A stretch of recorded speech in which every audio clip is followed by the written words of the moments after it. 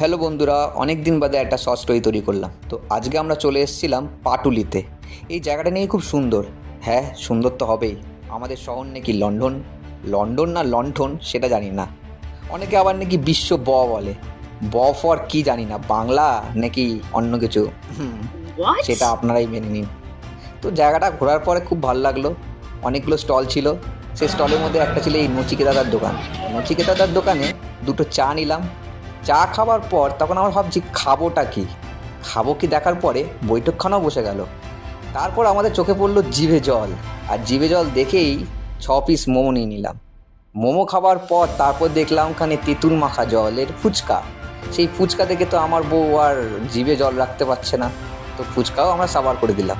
তারপরে হাঁটতে হাঁটতে চারদিকটা দেখে দিনটা শেষ করে নিলাম। আজকের মতো এখানেই শেষ। টাটা।